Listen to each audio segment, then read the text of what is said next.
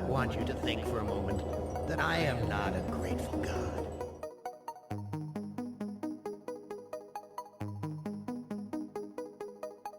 Video games are inevitably a storytelling medium. They're definitely the newest form of storytelling, but there's something that solidifies it as a unique form of writing. While films can show you a story with almost limitless visuals and acting, and literature can describe imaginative ideas in words, video games have the potential to do something that both of these forms of storytelling lack. That being experiencing the protagonist's actions as your own. In other words, video games can make it feel like the story is ours. The actions, the characters, the worlds, all of it has so much more value to us when we are not only in the front row seat of our story, but also holding the steering wheel. Different creators of different games take more advantage of this aspect than others, but there are few games in my opinion that do this better than Lisa the Painful. Before I go any further, I just want to quickly mention that there will be spoilers for the entire game ahead, and even though I highly recommend you playing the entire game before watching this, the RPG definitely does contain very graphic violence and very prominent themes of abuse, trauma, torture, and what I'll just call rap for now. Lisa the Painful is an RPG created in 2014 by Dingaling, set in a place called Olaf, where there is something known as the Flash which happened. I won't spoil why or how it happened because that would be a spoiler for the second game, Lisa the Joyful, but it did cause all women in Olaf to die out, leading the world to fall into chaos. In the opening of the game, we play as a young boy called Brad. The time is set to before the Flash happened, but the player is immediately thrown into a situation of violence and lack of safety. Brad is badly beaten by some boys, and his friends can do little to help. But now, watch what happens in the very next scene when we play as Brad walking home.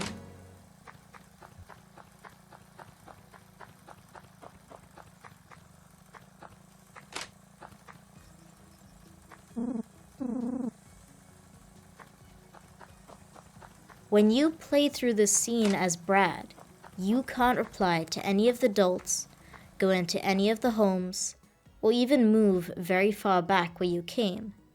You are trapped and can only go into your own house on a long, long walk.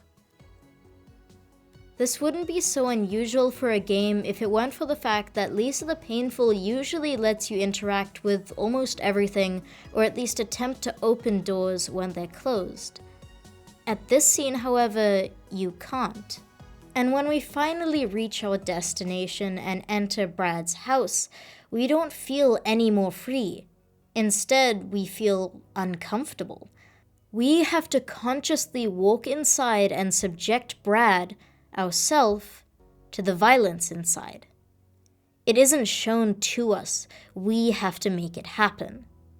If the player chooses to enter Brad's sister's room, we only see a neglected baby inside, who of which we cannot interact with or save. Lisa. We, as the player, feel the effect this will have on Brad. He can't help himself or his sister, and he can't get out of the situation.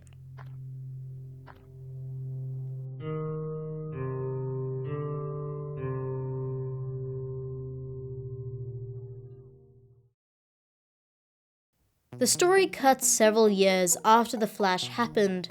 Brad is now an adult who tries to survive like all the other men in this world, with his two friends in the seemingly endless desert.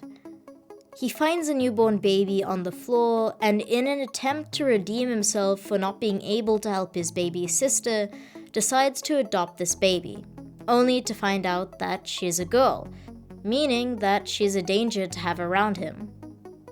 Despite this, and despite the protests by his friends, he names the baby Buddy and decides to keep her and raise her. Fast forward a couple years, Buddy is now a young adolescent. She gets taken away by the Rando gang, which enrages Brad.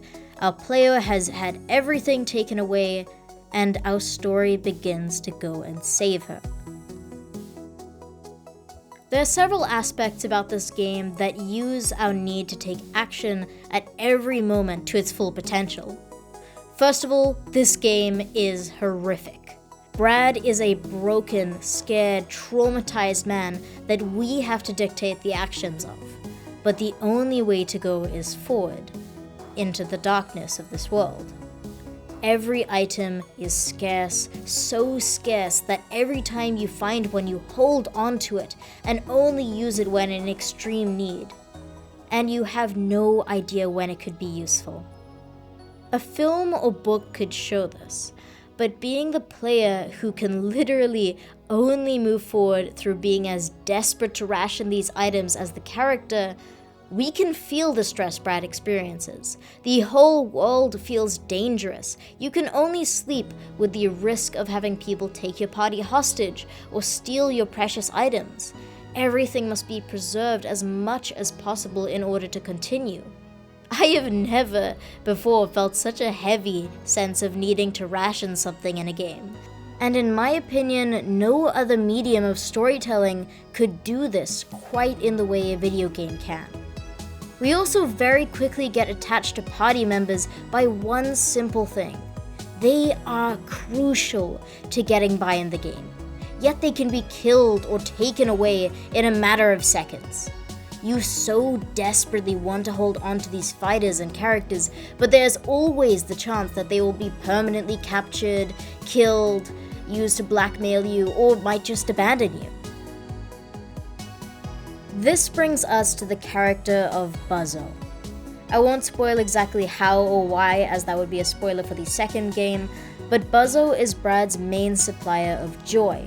From what we can tell in the game, the drug makes you feel nothing physically and emotionally. Brad is addicted to joy, and he has to take it throughout the game in order to be able to fight efficiently, making it an incredibly valuable item, but we'll get back to that later. Back to Buzzo. Buzzo holds party members hostage several times, only to make you realize that in exchange for them living, you'll have to make near impossible choices, having either a party member killed or Brad's arm is cut off.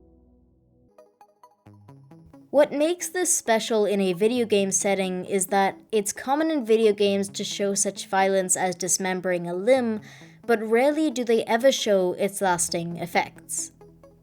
If you lose an arm, you deal significantly less damage in the game, and crave the drug joy more often.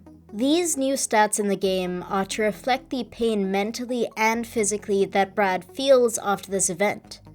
But what in my opinion makes this more special and more unique than how other video games portray injury is that this is a completely permanent part of the game that is not only an inconvenience and a pain to Brad, but to you as well. It is this permanent, anguishing, and exhausting aspect of the game. When Brad loses his arm, we are seemingly set back to square one, when the choice to lose our other arm is given later in the game, which would leave Brad a basically useless character in combat, or have all our goods taken, it's an even harder choice. The bad things that happen to Brad differ from most games, as there's no vengeance or reward for it, nor a game over. It just is. Bad things happen, and sometimes no good comes from them. The game makes our desperation to keep all our hard-earned goods and useful party members the same desperation our characters must feel. The world isn't just said to be unfair.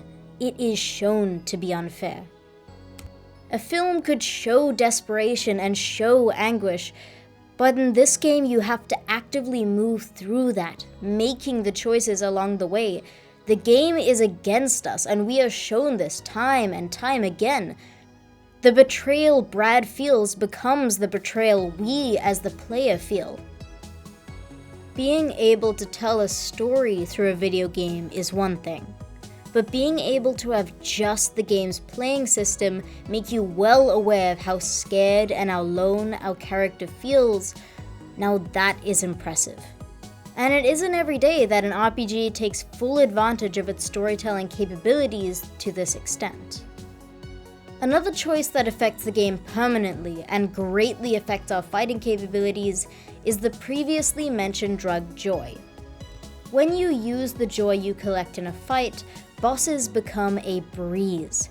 You take less damage, do intense damage, and feel nothing. However, after a certain period of time, the character that consumed Joy shall have withdrawals that leave them almost completely useless in a fight, leaving you desiring to use it repeatedly to avoid withdrawals. No matter how many times you use Joy, your character will still become weak for a while afterwards. Brad overdoses on screen at certain points in the game and becomes weaker due to it. Joy is an addiction to Brad, and this being incorporated into the game as a quick way to make everything better, easier, and painless, it makes it addictive to the player too. Obviously, a video game cannot perfectly capture the feeling of real addiction, but this game mechanic of having to constantly use Joy just to be able to continue is as close as you can get to it.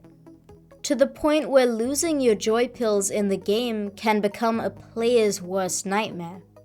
Throughout the game, we see multiple flashbacks focusing on Brad and how he lived before Olaf became a living hell. Our first encounter of this is at the beginning of the game. Brad is shown as being abused verbally and physically, and later we see the way he copes with this.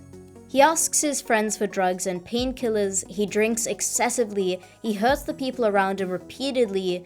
All of this is shown in cutscenes that we cannot control, and this look into Brad's past makes us hate him as much as he hates himself.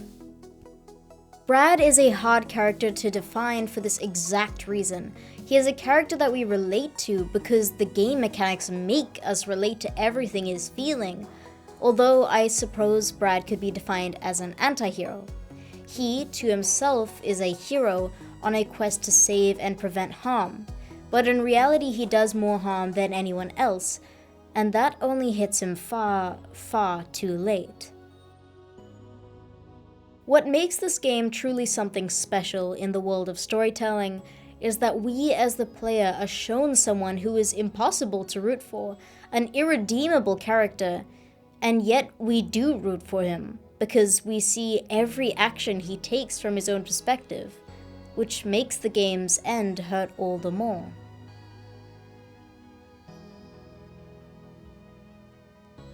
So for all the storytellers that deny a video game's ability to tell a story like a book or film can, you're right, because a game can tell a story in the way that films and books can't. The same goes for how books are able to tell a story in a way that a film can't. The medium of storytelling used will alter an experience, which in my opinion, only opens up a bigger world for how we can tell a story. If you have any ideas for future videos, please let me know, and you can support me by subscribing, visiting my Instagram to see my other projects, or my Twitter for video updates. Thank you for watching.